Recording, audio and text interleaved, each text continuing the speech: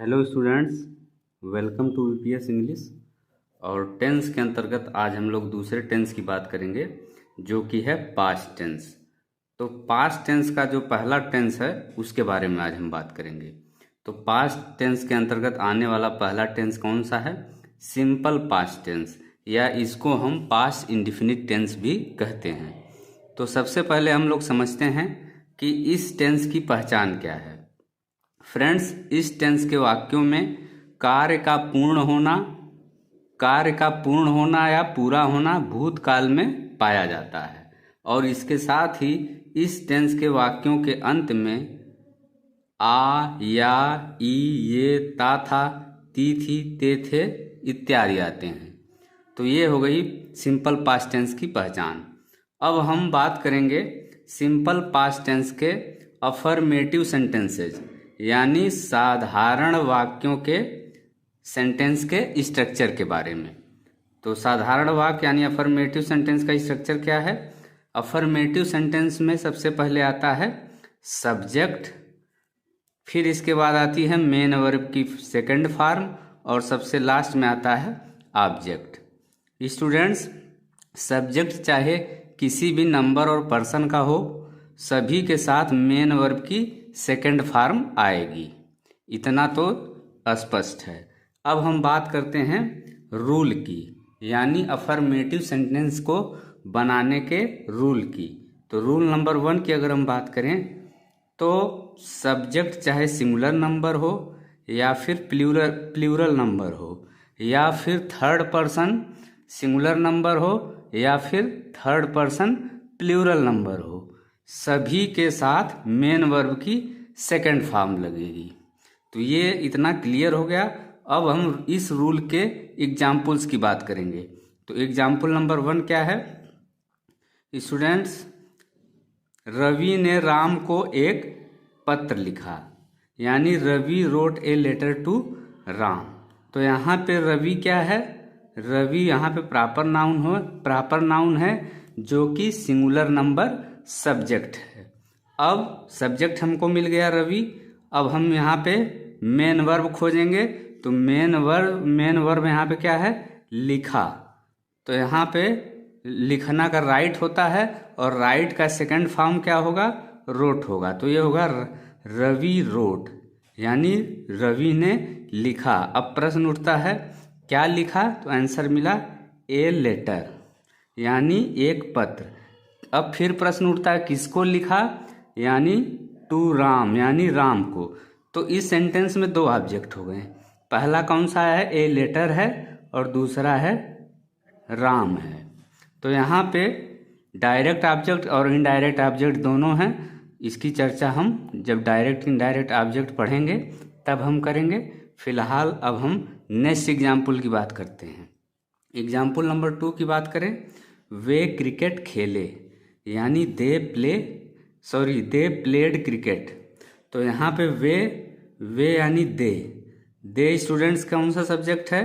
दे है third person plural number subject. तो इसके साथ भी मेन वर्ब की सेकंड फॉर्म लगेगी। मेन वर्ब यहाँ पे क्या है? खेलना है। खेलना का सेकंड फॉर्म होता है प्लेड। दे प्लेड, वे खेले। प्रश्न उठता है क्या खेले? आंसर मिला क्रिकेट। तो यहाँ पे क्रिकेट क्या हो गया? ऑब्जेक्ट हो गया। तो ये हो गया दूसरा एग्जाम्पल। अब हम इसी तरह से एग्जाम्पल नंबर 3 की बात करेंगे। तो आइए देखते हैं एग्जाम्पल नंबर 3 क्या है। कल वह लखनऊ गया था, यानी वह कल लखनऊ गया था। तो इसका ट्रांसलेशन होगा he went to Lucknow yesterday. तो यहाँ पे सब्जेक्ट के रूप में ही आया है। वह यानी ही क्या है? Third person singular number subject है ही। और यहाँ पे मेन वर्ब खोजेंगे। मेन वर्ब जाना है। जाना का सेकंड फॉर्म वेंट होता है। वह गया। अब प्रश्न उठता है कहाँ गया? तो आंसर मिला लखनऊ, यानी टू लखनऊ। तो लखनऊ यहाँ पे ऑब्जेक्ट है। अब फिर प्रश्न उठता है कब गया? तो आंसर मिला यस्टरडे, यानी बीते हुए कल में गया।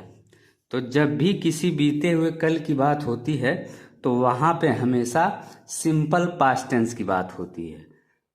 इतना आपको ध्यान में रखना पड़ेगा। बीते हुए कल की बात जब भी होगी तो वो सेंटेंस हमारा सिंपल पास्ट टेंस में होगा। अब हम बात करते हैं एग्जाम्पल नंबर 4 की। कल वर्षा हुई थी, यानी इट रेन्ड यस्टरडे। तो यहाँ पे कोई सब्जेक्ट नहीं दिख रहा है, तो इसीलिए इट को यहाँ पे सब्जेक्ट के रूप में हमने मान लिया। तो इट सब्जेक्ट हो गया यहाँ पे। अब सब्जेक्ट के साथ मेन वर्ब की सेकंड फॉर्म लगेगी। मेन वर्ब यहाँ पे क्या है? वर्षा होना है, और वर्षा होना का सेकंड फॉर्म होता है रेन्ड। तो ये हो गया इट रेन्ड, यानी वर्षा हुई। प्रश्न उठता है कब हुई? तो आंसर मिला यस्टरडे, यानी बीते हुए कल में हुई। अब हम बात करते हैं रूल नंबर 2 की। तो आइए देखते हैं रूल नंबर 2 क्या है। स्टूडेंट, सब्जेक्ट चाहे आई हो, यू हो या वी हो, तो हम जानते हैं कि आई जो है first person singular number subject है, जबकि वी क्या है? First person plural number subject है। और जहाँ तक यू की बात है, तो यू जो है दोनों में प्रयोग में आता है। किसमें? सिंगुलर नंबर सब्जेक्ट में भी और प्लूरल नंबर सब्जेक्ट में भी। यू जो है सेकंड पर्सन प्रोनाउन है। तो जब भी सब्जेक्ट में आई, यू, वी आए, तो उसके साथ मेन वर्ब की सेकंड फॉर्म लगेगी। फॉर एग्जाम्पल नंबर 1, मैंने एक किताब लिखी। तो यहाँ पे सब्जेक्ट क्या है? मैं है, यानी आई है। आई कौन सा सब्जेक्ट है? First person singular number subject. तो first person singular number subject है, लेकिन फिर भी यहाँ पे मेन वर्ब की सेकंड फॉर्म है। मेन वर्ब यहाँ पे क्या है? लिखना है। लिखना का राइट होता है, राइट का सेकंड फॉर्म रोट। तो ये हो गया आई रोट। अब प्रश्न उठता है मैंने क्या लिखा? आंसर मिला ए बुक, यानी मैंने एक किताब लिखा। तो यहाँ पे बुक क्या हो गया? ऑब्जेक्ट हो गया। इसी तरह से अब हम बात करेंगे एक सेकंड एग्जाम्पल की। तुमने उसकी सहायता की। तो यहाँ पे सब्जेक्ट के रूप में यू आया है, तो इसके साथ भी मेन वर्ब की सेकंड फॉर्म लगेगी। मेन वर्ब यहाँ पे क्या है? सहायता करना। सहायता करना का हेल्प होता है इंग्लिश, और हेल्प का सेकंड फॉर्म हेल्प्ड हो गया, यानी यू हेल्प्ड। तुमने सहायता की। प्रश्न उठता है किसकी सहायता की? आंसर मिला हिम, यानी उसकी सहायता की। तो हिम यहाँ पे ऑब्जेक्ट हो गया। इसी तरह से एग्जाम्पल नंबर 3 की बात करें, हम इस घर में रहते थे। तो यहाँ पे सब्जेक्ट कौन है? हम है, यानी वी है। वी जो है first person plural number subject है, तो इसके साथ भी मेन वर्ब का सेकंड फॉर्म लगेगा। मेन वर्ब यहाँ पे क्या है? रहना है। रहना का इंग्लिश लाइव होता है या लिव होता है। रहना का इंग्लिश लिव होता है। लिव का सेकंड फॉर्म होगा लिव्ड। तो ये हो गया वी लिव्ड, यानी हम रहते थे। अब प्रश्न उठता है कहाँ रहते थे? आंसर मिला इन दिस हाउस, यानी इस घर में रहते थे। तो यहाँ पे हाउस क्या हो गया? ऑब्जेक्ट हो गया। हमने सिंपल पास्ट टेंस के अफर्मेटिव सेंटेंस के रूल्स को समझा।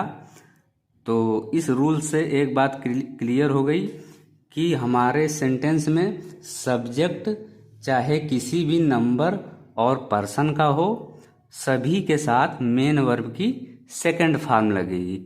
किस टेंस में? सिंपल पास्ट टेंस में। इतना आप लोगों को याद रखना है। तो फ्रेंड्स, ये था आज का वीडियो। अगर वीडियो आपको अच्छा लगे तो वीडियो को लाइक करें, शेयर करें, साथ ही चैनल सब्सक्राइब करना न भूलें।